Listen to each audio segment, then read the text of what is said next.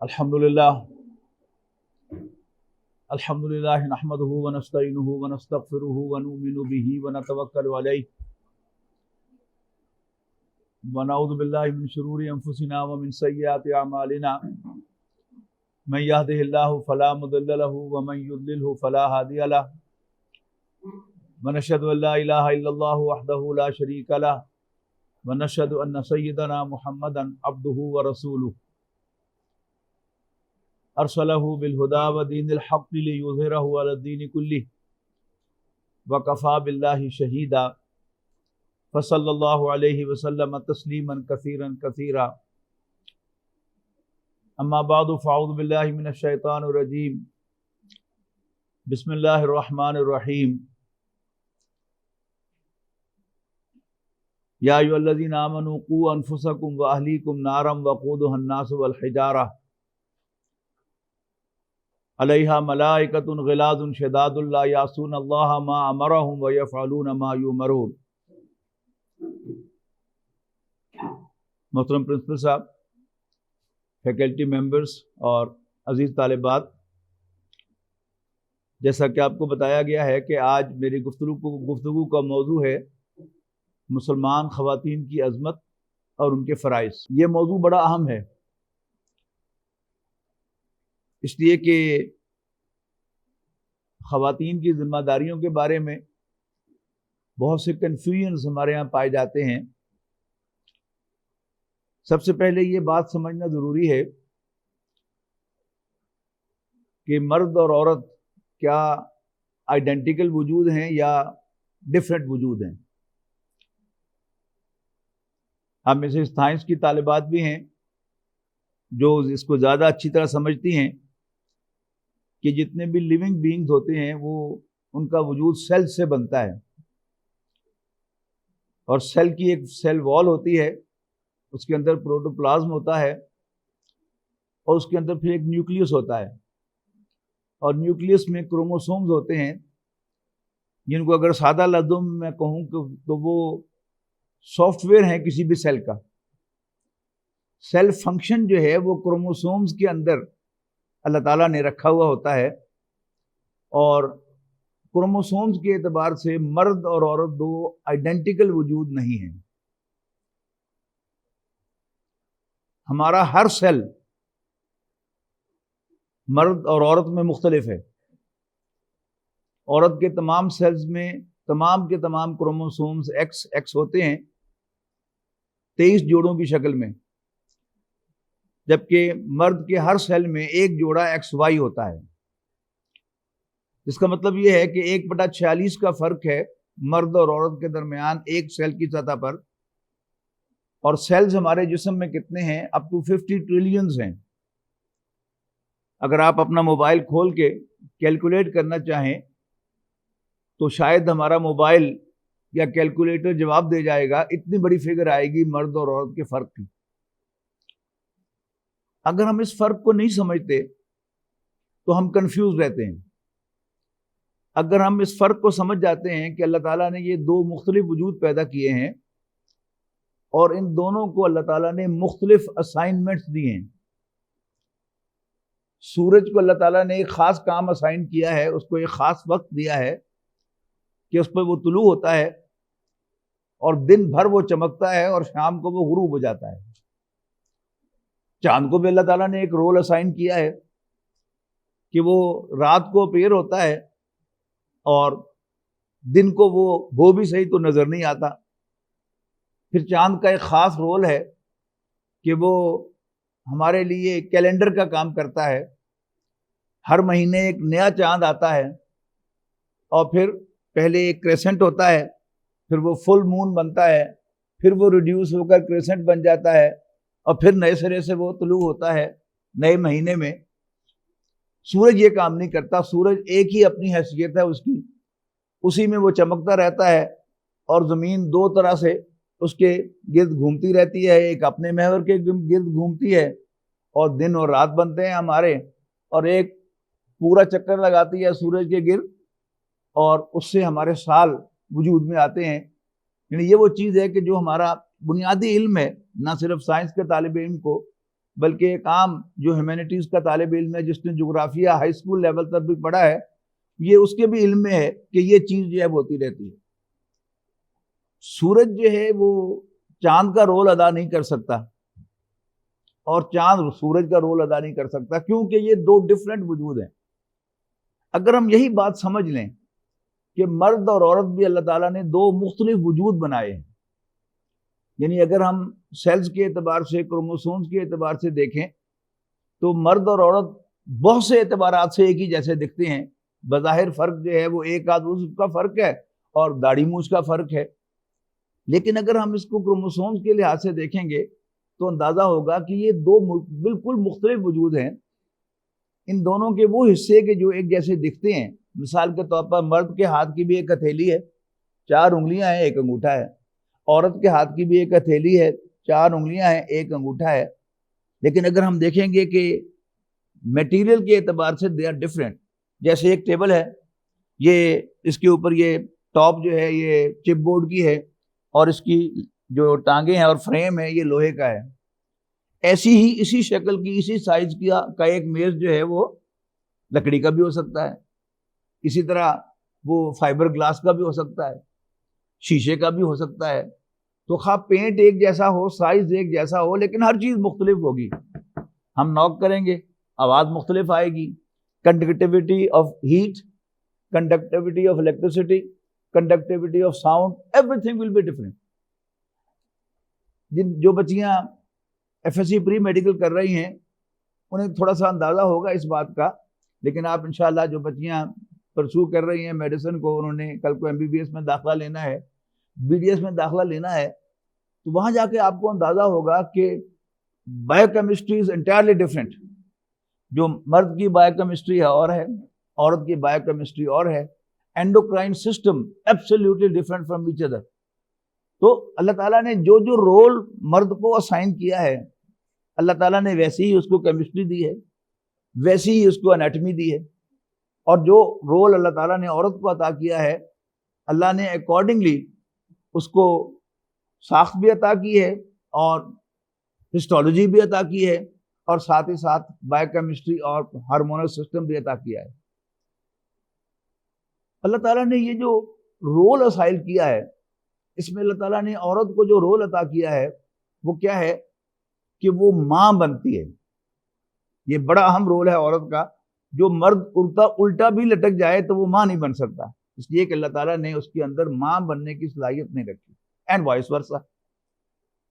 اب ماں بننے کی جو صلاحیت ہے اور اس کی جو اس کے مطابق ذمہ داریاں ہیں، اگر اس کو ہم غور سے دیکھتے ہیں تو اللہ تعالیٰ نے اپنی عبادات کو بھی ان کے گرد گھمایا ہے۔ مرد کو اللہ تعالیٰ نے نماز اس پر فرض کی ہے تو وہ مرتا مر جائے اس کو نماز معاف نہیں ہوتی۔ کھڑا ہو کے نہیں پڑھ سکتا، بیٹھ کے پڑھ لے، بیٹھ کے نہیں پڑھ سکتا، لیٹ کے پڑھ لے، لیٹ کے نہیں پڑھ سکتا، اشارے سے پڑھ لے، پانی نہیں ہے تو تیمم کر لے۔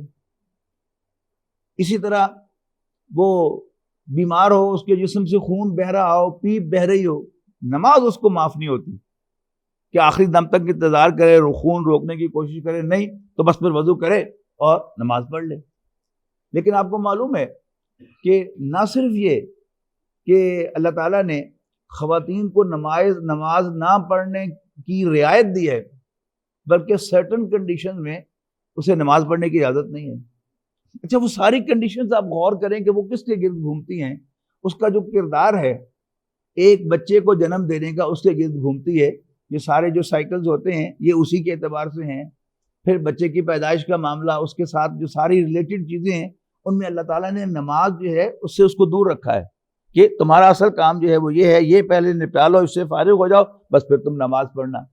یہ کام جو ہے یہ نپٹ جائے، اس سے معاف کرنا۔ پھر یہ کہ بچہ اگر رو رہا ہو تو اس کے لیے زیادہ پریفریبل ہے کہ وہ نماز چھوڑے اور پہلے بچے کو فیڈ کرے۔ یہ ساری چیزیں جو ہیں وہ غور کرنے سے پتہ چلتی ہیں کہ اللہ تعالیٰ نے اس کو رول ادا کیا، جو عطا کیا ہے وہ ماں کا رول عطا کیا ہے، اور اس کی ساری عبادات بھی، باقی تمام باتوں کو جو چھوڑ دیں، اس کی عبادات بھی اس پر ڈیپینڈنٹ ہے، اس کے گرد گھومتی ہیں۔ اس بات کو بنیادی طور پر سمجھ لینا چاہیے۔ تو اللہ تعالیٰ نے اس کو جو رول عطا کیا ہے کہ وہ ایک ماں ہے، اور اپنے بچے کی پیدائش، اس کی پرورش، اس کی بنیادی تربیت، یہ اللہ تعالیٰ نے اس کی ذمہ ڈالی ہے۔ اب جو گریٹنس ہوتی ہے، عظمت ہوتی ہے، وہ نیچے اوپر بیٹھنے میں نہیں ہوتی۔ کیا آپ کہہ سکتے ہیں کہ سورج عظیم ہے یا چاند عظیم ہے؟ دونوں ہی عظیم ہیں۔ ایز لانگ ایز سورج اور چاند اپنا اپنا رول جو اللہ تعالیٰ نے ان کو عطا کیا ہے وہ ادا کر رہے ہیں پراپرلی، وہ عظیم ہے۔ لیکن اگر چاند یہ کوشش کرے کہ میں سورج بن جاؤں تو کیا وہ اس کی عظمت میں کوئی اضافہ ہوگا؟ ہرگز نہیں۔ اور اگر سورج کوشش کرے کہ میں دن بھر چمکتا رہتا ہوں، میں بھی رات کو آرام کیا کروں، اس کو کوئی آرام نہیں ہے۔ یعنی جو ہمارا علم آگے بڑھتا ہے تو دن اور رات زمین کے لیے ہیں۔ آپ کو معلوم ہے کہ سورج کے لیے کوئی رات نہیں ہے، سورج تو بس چمک ہی رہا ہے۔ یعنی زمین جو ہے کبھی اس کی یہ سائڈ سورج کی طرف ہو جاتی ہے تو اس پہ دن ہو جاتا ہے، ادھر رات ہو جاتی ہے، پھر جب گھوم کر یہ سائڈ جو ہے وہ سورج کی طرف ہو جاتی ہے تو ادھر دن ہو جاتا ہے، ادھر رات ہوتی ہے۔ اب تو زمانہ ہے موبائل کا اور انٹرنیٹ کا اور ٹیلی فون کا۔ آپ کے جو عزیز و اقارب کیلیفورنیا میں رہتے ہوں گے، آپ کو معلوم ہوگا کہ ان کا اور ہمارا ٹائم کا فرق جو ہے وہ ٹھیک 12 گھنٹے کا ہے۔ یعنی یہاں اب 9:23 ہوئے ہیں دن کے، تو کیلیفورنیا میں رات کے 9:23 ہوں گے۔ تو سورج کا کام کیا ہے؟ وہ چمکتے ہی رہنا۔ وہ اس کا جی چاہے کہ مونوٹنی آ گئی ہے بہت زیادہ، میں بھی چاند کی طرح کبھی بڑھ جاؤں، کبھی گھٹ جاؤں، کبھی چھوٹا ہو جاؤں، کبھی بڑا ہو جاؤں۔ لیکن اللہ تعالیٰ نے اسے یہ رول نہیں دیا۔ اس کی عظمت کنٹینیوسلی چمکتے رہنے میں ہے، جبکہ چاند کو اللہ تعالیٰ نے جو رول عطا کیا ہے وہ کیا ہے کہ وہ کیلنڈر ہے۔ قرآن مجید میں آیا نا، قُلْ هِيَ مَوَاقِيتُ لِلنَّاسِ وَالْحَجِّ کہ یسألونک عن الأہلہ، سورہ بقرہ میں الفاظ ہیں کہ اے نبی آپ سے یہ پوچھتے ہیں چاندوں کے بارے میں، ہلال ہے نا، یہ کریسنٹ جو ہوتا ہے اس کو ہلال کہتے ہیں، اور اس کی جمع اہلہ۔ تو یہ آپ سے یہ ہلالوں کے بارے میں پوچھتے ہیں کہ یہ کیا چاند کبھی چھوٹا ہو جاتا ہے، بڑا ہو جاتا ہے۔ قُلْ هِيَ مَوَاقِيتُ لِلنَّاسِ، کہہ دو کہ یہ لوگوں کے لیے کیلنڈر ہے۔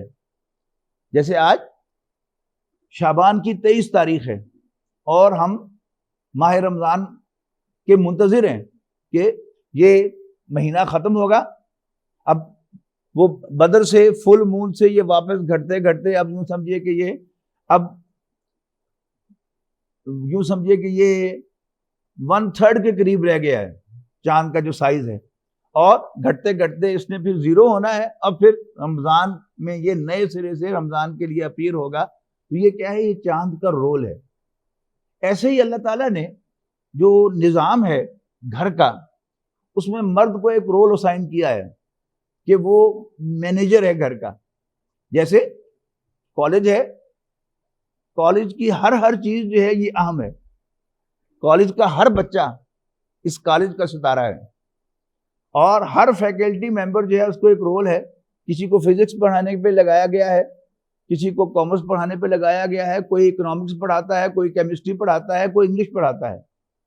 اب انگلش والے کا کام کیا ہے کہ وہ انگلش پڑھائے، لیکن وہ کہے کہ نہیں میرا جی چاہتا ہے کہ آج میں فزکس پڑھاؤں، تو وہ اپنے رول سے ہٹ جائے گا۔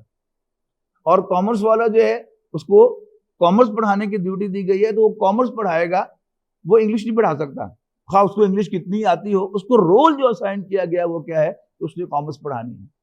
پرنسپل صاحب پرنسپل ہیں، انہیں پرنسپلشپ کرنی ہے، پڑھانا ان کا کام نہیں ہے۔ پڑھانا کیا ہے؟ باقی فیکلٹی ممبرس کا کام ہے۔ پرنسپل صاحب کا کام کیا ہے؟ آرگنائز کرنا، سب کو ٹائم ٹیبل بنانا، یہ انتظامیہ کا کام ہے، پرنسپل صاحب کے انڈر ہے۔ پھر مختلف ٹیچرز کو مختلف رولز اسائن کرنا، کمرے اسائن کرنا کہ فلاں کلاس جو ہے وہ فلاں کمرے میں بیٹھے گی، فلاں کمرے میں بیٹھے گی، یہ ان کا رول ہے۔ اب ان کی عظمت کیا ہے کہ وہ اپنا یہ رول بہترین طریقے سے ادا کریں۔ یعنی کوئی چڑیا بھی ادھر سے ادھر پھدک کر نہ جائے ان کے علم کے بغیر، یہ ہے پرنسپل کا اصل رول۔ ہر ٹیچر کا، ہر فیکلٹی ممبر کا یہ رول نہیں ہے۔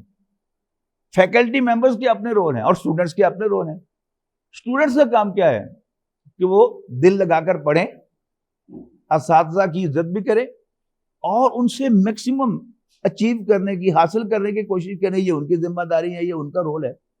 اب اگر اسٹوڈنٹس یہ کام ادا کریں گے تو یہ کیا ہوگی؟ یہ اسٹوڈنٹس کی عظمت ہوگی. نتیجہ کیا نکلے گا؟ وہ کامیاب ہوں گے اور جس مقصد کے لیے اسٹوڈنٹس نے اس کالج میں داخلہ لیا تھا وہ ان کا مقصد پورا ہوگا. مثال کے طور پر جو پری میڈیکل کی اسٹوڈنٹس ہیں وہ سب کے سب میڈیکل کالج میں داخل ہو جائیں تو انہوں نے بہترین اچیو کر لیا اور عظیم کام کیا، عظیم ذمہ داری انہوں نے نبھائی. اور جو کامرس کی اسٹوڈنٹ ہیں وہ چارٹرڈ اکاؤنٹنٹس بن جائیں، انہیں بہترین ذمہ داری جو ہے وہ نبھا لی. تو رول ہے کہ جو آپ نے ادا کرنا ہے. تو اللہ تعالیٰ نے خاندانی نظام میں رول ادا کیے ہیں، جو عطا کیے ہیں مرد اور عورت کو، ان پر اگر ہم غور کریں تو اللہ تعالیٰ نے مرد کو گھر کا مینیجر بنایا ہے اور فائنانس کرنا گھر کو یہ اس کی ذمہ داری ہے. اگر وہ مرد یہ دونوں کام صحیح طور پر ادا کرتا ہے تو وہ عظیم مرد ہے.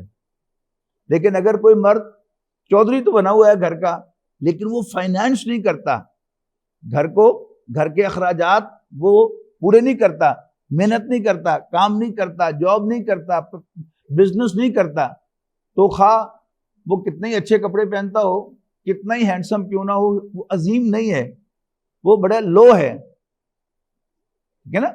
اسی طرح ایک مرد ہے، وہ پیسے بھی کماتا ہے لیکن جو ڈیسیژن میکنگ کی ذمہ داری اللہ تعالیٰ نے اس کے اوپر لگائی ہے کہ وہ ڈیسیژن کرے، وہ ڈیسیژن نہیں کرتا اور وہ سارے کام جو ہے وہ بیوی پر ڈال دیتا ہے کہ چلو تم ہی نبھاؤ، میں سو رہا ہوں، میں آرام کر رہا ہوں. یہ بھی کیا ہے؟ اللہ تعالیٰ نے عورت کو ڈیسیژن میکنگ کے لیے پیدا نہیں کیا، اس لیے کہ یہ مشکل ترین کام ہے. یعنی ڈیسیژن کے بارے میں تو یہ مینجمنٹ میں پڑھایا جاتا ہے کہ the most difficult decision is to decide that now I have to make a decision. یعنی آپ انفارمیشن کلیکٹ کر رہے ہیں پھر کہتے ہیں کہ ٹھیک ہے بہت انفارمیشن کلیکٹ ہو گئی، اب مجھے فیصلہ کر لینا چاہیے. یہ مشکل ترین فیصلہ ہے. تو اللہ تعالیٰ نے عورت کو اس فیصلے کے برڈن کے لیے پیدا نہیں کیا. یہ کام جو ہے یہ گھر میں مرد کا کام ہے. مرد کا کام، عورت کا کام کیا ہے؟ قرآن مجید میں سورۃ النساء میں یہ بات فرمائی گئی کہ الرجال قوامون علی النساء، مرد عورتوں پر مینیجرز بنائے گئے ہیں گھر کے اندر. ان کا رول کیا ہے؟ مردوں کا مینیجریل رول ہے اور عورتیں جو ہیں ان کے تحت کام کرتی ہیں. جیسے پرنسپل کے تحت پورا کا پورا کالج جو ہے وہ کام کرتا ہے، اسٹوڈنٹس بھی اس کے ماتحت ہیں اور سارے فیکلٹی ممبرز بھی پرنسپل کو رپورٹ کرتے ہیں. اور پرنسپل کو رپورٹ کرنے میں کسی فیکلٹی ممبر کی کوئی انسلٹ نہیں ہے، کوئی توہین نہیں ہے. پرنسپل کیا ہے؟ اس کا کام ہے ڈیسیژن کرنا اور پورے کے پورے نظام کو مینیج کرنا. وہاں فرمایا فالصالحات قانتات، بس نیک عورتیں وہ ہیں کہ جو فرما بردار ہیں. یعنی جو سیٹ اپ ہوتا ہے ایڈمنسٹریٹو سیٹ اپ، اس میں مینیجر کا کام ہے مینیج کرنا اور سب کا خیال رکھنا. یعنی مینجمنٹ میں صرف حکم چلانا نہیں ہے، مینیج کرنا اور چیز ہے، حکم چلانا اور کی چیز ہے. تو مینیجر کا اصل کام کیا ہے؟ پورے کام کو مینیج کرنا اور سب سے کام لینا.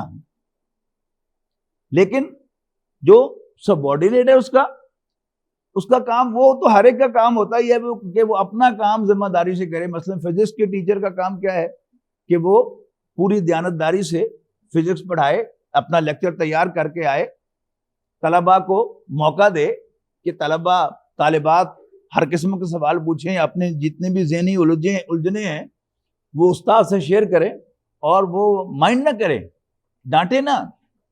میرے نزدیک وہ استاد جو ہے وہ اچھا استاد نہیں ہے جو اپنے طلباء و طالبات کو ڈانٹتا ہے سوال پوچھنے پر. طالب علم کا، طالبہ کا حق ہے کہ وہ استاد سے سوال پوچھے کہ میڈم، سر، یہ مجھے بات سمجھ میں نہیں آئی، پلیز یہ ذرا مجھے ایکسپلین کر دیں. تو استاد کا کام ہے کہ وہ ایکسپلین کرے.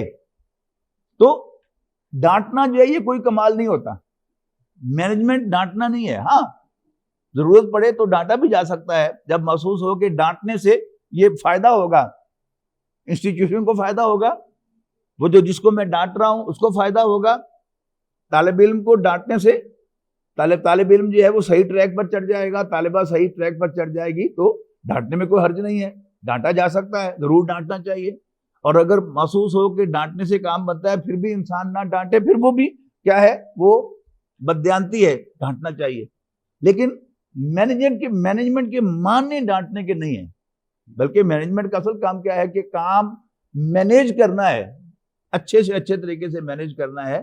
تو اب جو سبارڈینیٹ پوزیشن میں ہے اس کی اصل جو عظمت ہے وہ کیا ہے، وہ اطاعت میں ہے.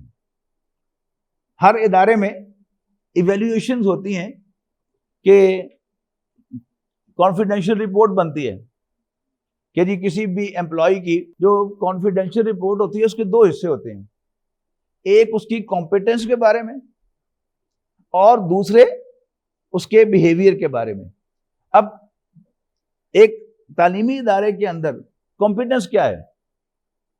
پنکچوئل ہونا اور سبجیکٹ پر کمانڈ ہونا اور طلباء کے ساتھ پوری طرح انگیج ہو کر انٹریکٹیو انداز میں پڑھانا، بچے کو سمجھانا، پین لینا پڑھانے کے لیے کیا ہے، ایک ٹیچر کی کمپیٹنس ہے. لیکن دوسرا کالم کیا ہوگا، بیہیویئر، اس کا اخلاق کیسا ہے، اور whether he or she is obedient or not. کوئی بھی ادارہ، اچھا ادارے جو ہیں، بڑے ادارے جو ہیں، وہ اگر کسی امپلائی کے بارے میں یہ ہوگا کہ وہ تھوڑا سا لیٹ آتا ہے، ممکن ہے وہ برداشت کر لے، بہت اچھا کام نہیں کرتا، بہت اچھا ٹیچر نہیں ہے، یہ بھی برداشت کر لے. لیکن اگر دوسری طرف لکھا ہوا ہوگا کہ یہ ڈس اوبیڈینٹ ہے تو پھر اس کو کوئی ادارہ برداشت نہیں کرتا. تو سب ایک ہے مینیجر کی اصل کوالٹی کیا ہے، مینیج کرنا، اس کو ساری انفارمیشن ہونی چاہیے، وہ بھی وقت سے پہلے آئے اور وقت سے بعد جائے. مجھے یاد ہے کہ میرے بچے جب چھوٹے تھے، ہائی اسکول میں پڑھتے تھے، تو میرے والد صاحب بھی ایجوکیشن سے متعلق تھے، یہیں شیخ اوپرا میں بھی وہ ڈسٹرکٹ ایجوکیشن آفیسر رہے کچھ عرصہ. تو ان کے ظاہر کولیگ وہ بھی ایجوکیشنسٹ تھے. تو ان کے ایک دوست نے مجھے پوچھا کہ تمہارے بچے کہاں پڑھتے ہیں؟ میں نے کہا جی لیبارٹری اسکول میں پڑھتے ہیں. میں نے کہا جی کیا خاص بات ہے اس اسکول کی کہ جس کی وجہ سے تم نے بچوں کو وہاں داخل کروایا ہے؟ میں نے کہا جی ان کی ہیڈ مسٹر جو ہے اس اسکول کی، اسکول لگنے سے 20 منٹ پہلے اسکول پہنچتی ہے اور اسکول کی چھٹی کے 20 منٹ بعد جاتی ہے. بہت خوش ہوئے مجھ سے کہ بڑا صحیح تم نے انتخاب کیا اسکول کا، کہ اگر اسکول کی ہیڈ مسٹرس اسکول لگنے سے پہلے اسکول پہنچے گی اور اسکول پر چھٹی ہونے کے بعد اسکول چھوڑے گی تو آدھا کام تو اسی سے سیدھا ہو جائے گا.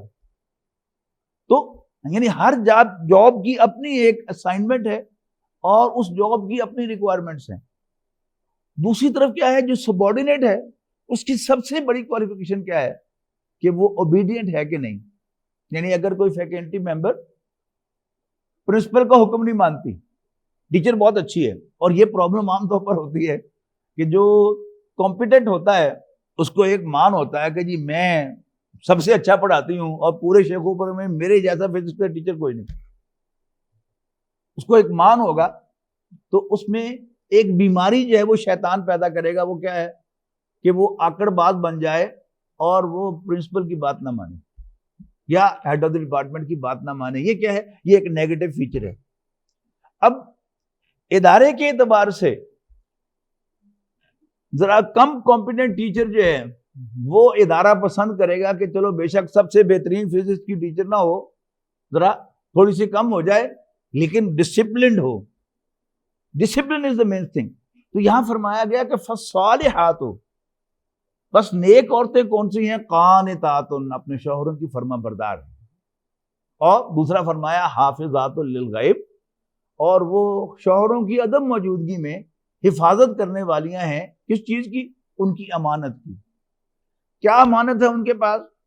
اس کے لیے دو میں آپ کو بتا دیتا ہوں باتیں کہ نبی اکرم صلی اللہ علیہ وسلم نے اپنی آخری خطبے میں حجۃ الوداع کے موقع پر فرمایا کہ عورتیں جو ہیں وہ کمزور ہیں، انہیں زبردستی سیدھا کرنے کی کوشش نہ کرو. یعنی مار پیٹنے سے نبی اکرم صلی اللہ علیہ وسلم نے منع فرمایا ہے کہ مارنا بھی پڑ جائے تو بس ایک ٹوکن پنشمنٹ ہو، ہڈی نہ توڑو، ایسی مار نہ مارو جس سے جسم پر نشان پڑ جائے. جسم کیا ہے، اور پورے ہاتھ سے بھی تھپڑ نہ مارو، 3 انگلی تو وہ کیا تھپڑ ہوتا ہے، میں اشارہ ہی ہوتا ہے، یہ کہہ دیا۔ اور ساتھ یہ فرمایا کہ ان کو زبردستی سیدھا کرنے کی کوشش نہ کرو، یہ ٹوٹ جائیں گی۔ ٹوٹ جائیں گی مطلب کیا ہے؟ گھر ٹوٹ جائے گا، بچے جو ہیں وہ ویران ہو جائیں گے، اسے آپ نے منع فرمایا۔ اور آپ نے فرمایا کہ تمہاری عورتوں پر ایک ہی حق ہے کہ وہ تمہارے بستر کے پاس کسی اور مرد کو نہ جانے دے۔ بڑا خوبصورت انداز ہے، یعنی چیسٹیٹی اور پاک بازی، عفت کو بیان کرنے کا، کہ وہ تمہارے بستر کے پاس کسی اور مرد کو نہ جانے دیں۔ لیکن قرآن مجید میں ایک سورت نازل ہوئی ہے پوری، سورۃ التحریم۔ اس سورت میں شوہر کا راز رکھنا، شوہر کی رازداری جو ہے وہ بھی اس کو بہت زیادہ اہمیت دی گئی ہے۔ چھوٹی سی ایک بات تھی، نبی اکرم صلی اللہ علیہ وسلم نے اپنی ایک زوجہ محترمہ سے کہا کہ اچھا اگر شہد کھانے سے میرے منہ سے بدبو آتی ہے، وہ ایک خاص پلاننگ تھی ازواج مطہرات کی، وہ اب ابھی بچیاں ہیں، بڑی ہوں گی تو آپ کو پتہ چلے گا کہ اللہ تعالیٰ نے ہر ایک کی کچھ کمزوریاں رکھی ہیں، مرد کی بھی کچھ کمزوریاں ہیں، عورت کی بھی کچھ کمزوریاں ہیں، وہ سیم نہیں ہیں، مرد کی کمزوریاں اور ہیں، عورت کی کمزوریاں اور ہیں۔ عورت کی سب سے بڑی کمزوری جو ہے وہ کیا ہے کہ عورت کو سوکن برداشت نہیں ہوتی، خواہ وہ مری کیوں نہ ہو۔ یہ بھی میں یعنی بیسٹ آف دا لاٹ جو ہے قرآن مجید میں وہ حضور صلی اللہ علیہ وسلم کی بیویاں ہیں، یعنی بہترین عورتیں ان کو کہا گیا ہے، لستن کاحد من النساء، تم عام عورتوں جیسی نہیں ہو۔ لیکن ان کا بھی حال کیا ہے کہ نبی اکرم صلی اللہ علیہ وسلم حضرت خدیجہ رضی اللہ تعالی عنہا کو ساری عمر یاد کرتے رہے، اور ظاہر ہے اب جو اس وقت بیویاں تھیں ان میں حضور صلی اللہ علیہ وسلم کی فیوریٹ حضرت عائشہ تھیں، حضرت ابوبکر کی بیٹی تھیں، اور یہ لوگ بھی بڑے عظیم تھے۔ ایک دفعہ حضرت عمر رضی اللہ تعالی عنہ کی اہلیہ ان کے سامنے بولی، تو عربوں میں تو رواج ہی نہیں تھا کہ عورت جو ہے مرد کے سامنے بولے۔ ان کا تو میرے سامنے بولتی ہو؟ تو انہوں نے کہا کہ مجھے آپ کیا کہتے ہیں، آپ کی بیوی اللہ کے رسول کے سامنے بولتی ہے۔ اچھا، حضرت عمر کو بڑا غصہ آیا، سیدھے گئے حضرت حفصہ کے گھر، اے تم اللہ کے رسول کے سامنے بولتی ہو؟ انہوں نے کہا میں کہ عائشہ بھی تو بولتی ہے۔ تو کیا بات ہے، حضرت عمر نے فرمایا عائشہ کی ریس نہ کیا کرو، وہ ابو بکر کی بیٹی ہے اور تم عمر کی بیٹی ہو۔ تو یہ جو، لیکن بہرحال ایک راز کی بات کری، وہ ایک پلاننگ کی انہوں نے کہ ایک اہلیہ محترمہ کے ہاں کہیں سے شہد کا تحفہ آیا تھا اور اس کی ایک خاص اسمیل تھی، تو نبی اکرم صلی اللہ علیہ وسلم کا روٹین یہ تھی کہ عصر کے بعد آپ تمام ازواج کے ہاں ایک فلائنگ وزٹ کیا کرتے تھے۔ عصر کی نماز پڑھ کے ایک زوجہ کی طرف گئے، 10-15 منٹ بیٹھے، پھر دوسری کی طرف، تیسری کی طرف، چوتھی کی طرف، پانچویں کی طرف۔ گھڑیاں تو نہیں تھیں لیکن اندازہ تھا کہ تقریباً اتنے بجے، اتنی دیر کے بعد، عصر کی نماز ہونے کے بعد آپ میرے ہاں تشریف لاتے ہیں۔ تو جب حضرت زینب بنت جحش رضی اللہ تعالیٰ عنہ کے ہاں آپ جاتے تو جب اٹھنے لگتے تو وہ کہتی ہیں کہ اللہ کے رسول میں آپ کو شہد کے شربت پلاؤں؟ آپ کہتے ہیں ہاں ضرور۔ اب آہستہ آہستہ اس کو مس کرتی ہوں گی اور پھر ساتھ ساتھ باتیں بھی کرتی رہتی ہوں گی، اور شربت پیش کیا۔ اب حضور صلی اللہ علیہ وسلم انکرٹیس آدمی، ویری کرٹیس مین، اور ایسا نہیں تھا کہ بس آخری گھونٹ پیتے اٹھ کے چل پڑتے۔ اب وہ شربت پی کر بھی کو 2-4 منٹ بیٹھتے۔ اب باقی ازواج کو تشویش ہوتی کہ اب حضور صلی اللہ علیہ وسلم زینب کے ہاں زیادہ دیر کیوں بیٹھتے ہیں۔ تحقیق وحقیق کی انہوں نے تو پتہ چل گیا کہ وہاں حضور صلی اللہ علیہ وسلم شہد کا شربت نوش فرماتے ہیں۔ تو انہوں نے کہا کہ اچھا، تو زینب کی طرف سے اٹھ کے، حضرت زینب کی طرف سے اٹھ کر جس کے پاس بھی گئے، اس نے کہا کہ اللہ کے رسول آپ کے منہ میں سے اسمیل آ رہی ہے۔ میں کہا اچھا، میں نے اور تو کچھ نہیں کھایا، ہاں زینب کے ہاں وہ شہد پیے سے اسمیل آتی ہے، تو بس پھر بتانا نا کسی کو، میں آئندہ شہد نہیں پیا کروں۔ اب وہ اتنی خوشی کی بات تھی کہ انہوں نے کہا کہ دسی کسی نے نہ، حضور صلی اللہ علیہ وسلم نے کہتا کہ میں شہد نہیں پیوں گا۔ اب نبی اکرم صلی اللہ علیہ وسلم کو اللہ تعالیٰ نے وحی کے ذریعے سے بتا دیا کہ آپ کی بیوی نے راز فاش کر دیا۔ تو نبی اکرم صلی اللہ علیہ وسلم، جیسے میں نے کہا نا، بڑے کرٹیس آدمی تھے، بہت اخلاق تھا۔ آپ نے یہ نہیں کیا کہ ادھر، آپ نے کیا کیا، باتوں باتوں میں تھا ہلکا سا ایک حوالہ دیا کہ تم نے راز فاش کر دیا ہے۔ تو انہوں نے سمپلی کہا ایویں تنگڑے کیا، حضور صلی اللہ علیہ وسلم نے بات ختم کر دی۔ لیکن اللہ تعالیٰ جو ہے پھر حضور صلی اللہ علیہ وسلم کے لیے کھڑا ہوا اور ازواج مطہرات کو قرآن مجید میں سورہ تحریم کے اندر بہت سخت ڈانٹا ہے اللہ تعالیٰ نے. ان تتوبا الی اللہ فقد صغت قلوبکما وان تظاہر علیہ فإن اللہ هو مولاه وجبریل وصالح المؤمنین والملائکۃ بعد ذلک ظہیر. تو راز جو ہے اس کی حفاظت کرنا. تو بتا رہا تھا آپ کو کہ عورت کو شوقن برداشت نہیں ہے, یہ عورت کی کمزوری ہے, کچھ مرد کی کمزوریاں ہیں. تو حضرت خدیجہ کو نبی کریم صلی اللہ علیہ وسلم یاد فرماتے تھے, اور اس وقت جو بیویاں تھیں ان میں سے فیورٹ حضرت عائشہ تھی. لیکن حضرت عائشہ کو, حضرت خدیجہ کو رسول اللہ صلی اللہ علیہ وسلم کا یاد کرنا اچھا نہیں لگتا. جب بھی یاد کرتے تو پھر کوشش کرتی کہ میں بھی خدیجہ کی طرح بن جاؤں تاکہ حضور صلی اللہ علیہ وسلم خدیجہ کو بھول جائیں. حالانکہ فوت ہو چکی ہوئی تھی, ان کے انتقال ہوئے بھی 10 سال ہو چکے ہوئے تھے, اس لیے کہ 1090 میں ان کا انتقال ہوا ہے, اور یہ ساری باتیں مدنی زندگی کی ہیں.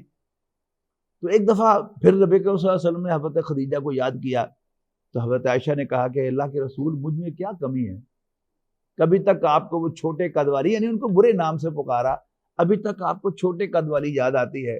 تو نبی کریم صلی اللہ علیہ وسلم نے فرمایا کہ خدیجہ, عائشہ مجھے خدیجہ کے بارے میں کچھ نہ کہا کرو, تمہیں پتہ ہے کہ اس نے میرا ساتھ اس وقت دیا تھا جب میرا ساتھ دینے والا کوئی نہ تھا.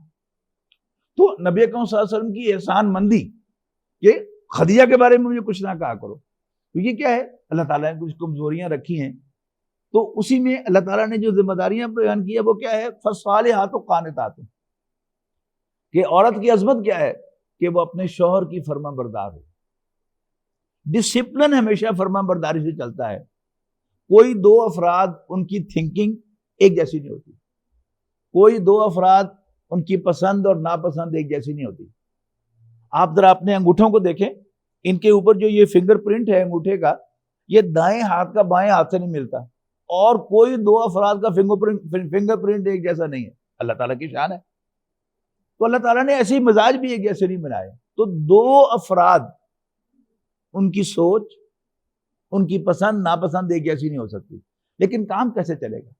اگر ایک جگہ پر آپ نے کام کرنا ہے, ایک کالج میں آپ نے کام کرنا ہے, تو اس کا بڑا آسان حل کیا ہے, آپ اپنی رائے دے دیں اور پھر جو پرنسپل صاحب فیصلہ کرے اس پر عمل کریں گے تو کالج چلے گا.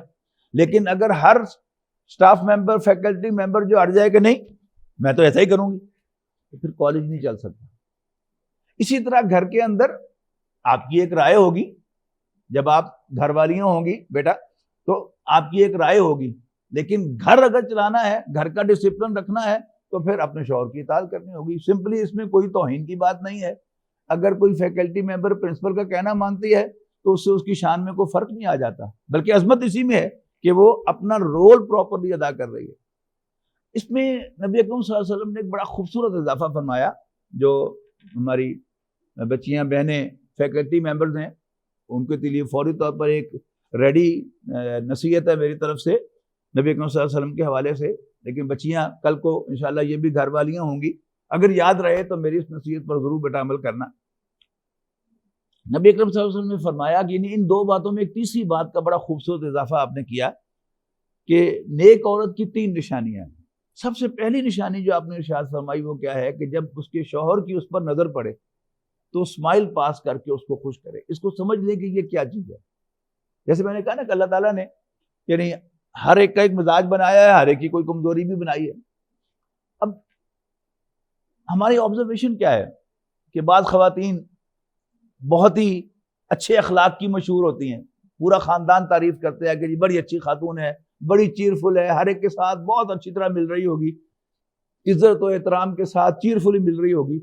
لیکن وہی خاتون اپنے شوہر کو کاٹنے کو دوڑے گی, حالانکہ اس کے اخلاق کا سب سے زیادہ حقدار جس کو اسے رسپیکٹ پے کرنی چاہیے وہ اس کا شوہر ہے. لیکن ایک عجیب بات ہے, اللہ تعالیٰ نے عورت کا مزاج بنایا ہے کہ وہ اسی کے ساتھ روڈلی پیش آتی ہے, باقی سب کے ساتھ اچھی طرح پیش آتی ہے. حد یہ ہے کہ شوہر جو ہے وہ اپنے کام سے اپنے آفس سے گھر آئے گا, ابھی گھر میں داخل نہیں ہوا, ساتھ والی پڑوسن دروازے پر کھڑی ہوگی تو وہ بڑا چیئرفلی جو اس کو ویلکم کری, السلام علیکم بھائی. لیکن جب وہ اپنے گھر میں داخل ہوگا تو اس کی اپنی بیوی اس کو کاٹنے کو دوڑے گی. دس از ایبسلیوٹلی رانگ. اس سے گھر کے اندر فساد پیدا ہوگا. جیسے میں نے آپ کی کمزوریوں کا ذکر کیا نا, تو عورتوں کی بھی کچھ کمزوریاں ہیں، مردوں کی بھی کچھ کمزوریاں ہیں. مرد کی سب سے بڑی کمزوری عورت ہے، یاد رکھیے گا. نہیں پتا تو پلے باندھ لیں اور آبزرو کریں ارد گرد، کالج سے گھر جاتے ہوئے اپنی فیملی کے اندر، کہ عورت کی کمزوری، مرد کی کمزوری جو ہے وہ عورت ہے. ہر عورت مرد کو اچھی لگتی ہے اگر وہ اچھے اخلاق کے ساتھ اس کے ساتھ پیش آئے گی، وہ مسکرائے گی، اچھے اخلاق سے پیش آئے گی، مرد کو اچھی لگے گی. اور اگر وہ روڈلی پیش آئے گی تو اس کو بری لگے گی. اگر باقی تمام عورتیں ادر دین ہز اون وائف، وہ تو اسے چیر فلی مل رہی ہوں گی، اسمائلز پاس کر رہی ہوں گی، اور اس کی اپنی بیوی اسے کاٹنے کو دوڑے گی، تو پھر کلیئرلی انڈرسٹینڈ کر لیں کہ آپ کے شوہر کو کون اچھا لگے گا، کون برا لگے گا. آپ کے شوہر کو آپ بری لگیں گی اور باقی ساری عورتیں جو ہیں وہ اچھی لگیں گی، تو گھر میں اس سے زیادہ کوئی فساد نہیں ہو سکتا کہ کسی شخص کو، کسی مرد کو اپنی بیوی تو بری لگنے لگے اور باقی ایکس وائی زی جو خواتین ہیں وہ اچھی لگنے لگیں. اور آج جو دور جس میں ہم رہ رہے ہیں، ہر جگہ عورت ہی عورت ہیں. آپ بس کا ٹکٹ لینے پہ چلے جائیں تو وہاں بھی آپ عورتیں بیٹھی ہوئی ہیں. پہلے صرف ایئر لائن کے ٹکٹ پہ ہوتا تھا، اب ٹرین پہ آپ ٹرین اسٹیشن پہ چلے جائیں تو وہاں بھی بکنگ جو بیٹھی ہوئی ہیں بکنگ پر وہ عورتیں ہیں. بس ٹرمینلز پہ چلے جائیں وہاں بھی عورتیں ہیں. آپ بازار میں چلے جائیں تو ریسیپشن پر، کسی آفس پہ چلے جائیں تو ریسیپشن پر آپ کو عورت ملے گی. ہر آفیسر کی جو اسٹینو ہے، جو سیکرٹری ہے، وہ کوئی خاتون ہے جو فریکوینٹلی اس کے ساتھ مل رہی ہے اور وہ اسمائلنگلی مل رہی ہے، جبکہ اپنی بیوی جو ہے اس کو اسمائل پاس نہیں کرتی. تو نبی اکرم صلی اللہ علیہ وسلم کی یہ جو حدیث ہے، اسے پڑھ کر مجھے احساس ہوتا ہے کہ یہ واقعی نبی کا کلام ہے. یہ کسی عام آدمی کی سوچ وہاں تک نہیں جا سکتی جہاں نبی اکرم صلی اللہ علیہ وسلم اللہ کے نبی کی حیثیت سے گئے ہیں کہ جب اس کے شوہر کی، اس نیک عورت کون ہے، اس کی پہلی نشانی کیا ہے، جب اس کے شوہر کی اس پر نظر پڑے تو اس کو اسمائل پاس کر کے خوش کرے، کوئی حکم دے تو اس کا کہنا مانے، اور جب اس کے پاس موجود نہ ہو تو اس کی امانت کی حفاظت کرے. اصل میں جو عورت کی عظمت ہے وہ یہ ہے. باقی ہماری تاریخ جو ہے وہ بھری پڑی ہے کہ ہماری تاریخ میں بے شمار ایسی خواتین ہیں کہ جنہوں نے اپنی کئی بیٹے جو ہیں وہ اسلام کے لیے قربان کیے ہیں. ایک بیٹا شہید ہو گیا، کیا ہاں الحمدللہ تو نے میرا بیٹا قبول کر لیا. دوسرا بیٹا شہید ہو گیا، کیا اللہ تیرا شکر ہے تو نے میرا بیٹا قبول کر لیا. اور ماں جب بنتی ہے نا خاتون، اس کو پتہ چلتا ہے کہ بیٹے سے محبت کتنی ہوتی ہے. یعنی باپ جو ہے اللہ تعالیٰ نے ایک عجیب نیچر بنائی ہے کہ باپ بھی، اس کی بھی اولاد ہے اور اس کی بیوی کی بھی اولاد ہے. باپ جب گھر سے نکل جاتا ہے تو اس کو بیوی بچے بھول جاتے ہیں، لیکن عورت جب نکلتی ہے، کام پر جاتی ہے، یعنی مغرب میں جہاں آج نہیں عرصہ دراز سے خواتین بھی کام کر رہی ہیں، جاب کر رہی ہیں، تو خاتون جو ہے وہ بچے کو نہیں بھولتی. خواہ بچہ اس نے بیبی سیٹر کے حوالے کیا ہو، اس کو ریٹرن انسٹرکشن دی ہو کہ اتنے بجے نیپی چینج کرنی ہے، اتنے بجے شاور دینا ہے، اتنے بجے دودھ پلانا ہے اور اتنے بجے اس کو سیریل دینا ہے، لیکن اس کو 5 منٹ کیا 2 منٹ بھی فارغ ملیں گے اپنے کام سے تو اس کو کال کر کے ضرور پوچھ لے گی کہ بچے کو دودھ پلا دیا، بچے کو شاور دے دیا، اس کے نیپی چینج کر دیے. یہ اللہ تعالیٰ نے عورت کی کمزوری بنائی ہے اور قرآن مجید میں اس کو مینشن کیا گیا ہے. سورہ حج کے آغاز میں فرمایا کہ لوگوں اپنے رب سے ڈرو، بے شک قیامت کا زلزلہ بڑی ہاربل شے ہے. جس دن تم اسے دیکھو گے، تم دیکھو گے کہ ہر دودھ پلانے والی اپنے بچے کو دودھ پلانا بھول جائے گی. یعنی نارملی دنیا میں عورت اپنے بچے کو کبھی نگلیکٹ نہیں کرتی، صرف قیامت کا دن اس کا ہارر اتنا زیادہ ہوگا، اس کی ہولناکی اتنی زیادہ ہوگی کہ عورت اپنے بچے کو دودھ پلانا بھول جائے گی. تو جب میں بی ڈی ایس میں ہاؤس جاب کر رہا تھا تو میں نے ان آیات کا درس دیا، تو ہماری ایک خاتون ڈیمونسٹریٹر نے کہا کہ ڈاکٹر صاحب آپ نے بالکل ٹھیک بات کہی ہے کہ زلزلہ آیا، ان کے شوہر میجر تھے، تو میری چارپائی ہیلی میں اٹھی تو میرے شوہر جو ہے وہ چارپائی کی کلاس کھڑے ہوئے کلمہ پڑھ رہے تھے، تو کہتے ہیں میرا پہلا ہاتھ بچی پر گیا، پھر میں اٹھی. یعنی باپ جو ہے وہ بچوں کو چھوڑ کر باہر جا سکتا ہے لیکن ماں چھوڑ کر باہر نہیں جا سکتی. کہیں آگ لگتی ہے، کوئی اور حادثہ پیش ہوتا ہے تو آپ اخبارات میں اور سوشل میڈیا پر پڑھتے ہیں کہ ماں جو ہے وہ بچے کو چھوڑ کر نہیں گئی. تو یہ ماں ہے، اللہ تعالیٰ نے اس کو ایک خاص رول دیا ہے، اسی کے مطابق اس کو جذبات دیے ہیں، اسی کے مطابق اللہ تعالیٰ نے اس کا سب کچھ رکھا ہے۔ تو عورت کی عظمت اس کے کردار میں ہے، اور اس کا کردار وہ جو اللہ تعالیٰ نے اس کو سونپا ہے، اگر وہ اپنے اس کردار کو ادا کرے گی تو وہ عظیم ہوگی، اور اگر وہ اپنے اس کردار سے ہٹے گی تو پھر خواہ وہ پرائم منسٹر بن جائے، خواہ وہ صدر بن جائے، خواہ وہ پوری دنیا کی حاکم بن جائے، تو بھی وہ عظیم نہیں ہوگی، بلکہ وہ مس فٹ اور اپنے مقام سے ہٹے ہوئی ہوگی۔ اللہ تعالیٰ سے دعا ہے کہ اللہ تعالیٰ ہم سب کو اپنا رول جو اللہ تعالیٰ نے ادا کیا ہے اس کو پہچاننے کی توفیق دے اور اس کو آسان طریقے سے ادا کرنے کی توفیق دے۔ آخر دعوانا الحمدللہ رب العالمین۔